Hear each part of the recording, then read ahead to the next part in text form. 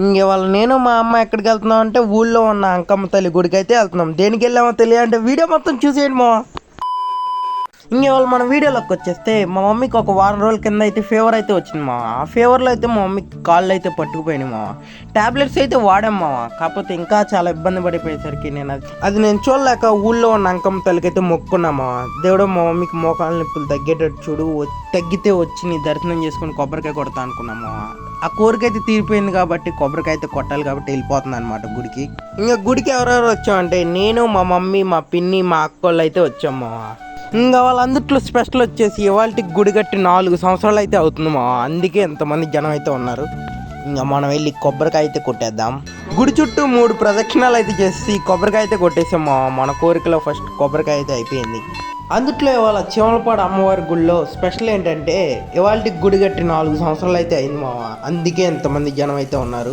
ఇంకా నేనైతే జనం అందరూ తగ్గాక ఎదరికెళ్ళి అయితే చాలా బాగా దర్శనం చేసుకున్నాము. దేవుడికి ఎదరుండి కనపడాలని. ఇంకా దర్శనం అయితే చాలా బాగా జరిగింది మా. సూపర్గా జరిగింది దర్శనం అయితే.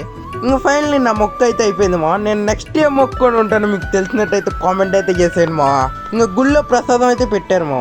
ఇంకా అలా గుళ్ళో ప్రసాదం అయితే తినేసాక చలో అని ఇంటికైతే బయలుదేరిపోయాం మా. ఈ వీడియోకి ఇంతే మా. ఈ వీడియో ఎక్కడ వరకు చూసారంటే ఈ వీడియో మీకు నచ్చిందని అనుకుంటున్నా. నచ్చితే కనుక నా ఛానల్కి సబ్స్క్రైబ్, ఫాలో అయితే చేసేయండి మా. నెక్స్ట్ వీడియోతో మళ్ళీ కలుసుకుందాం. Okay, bye bye.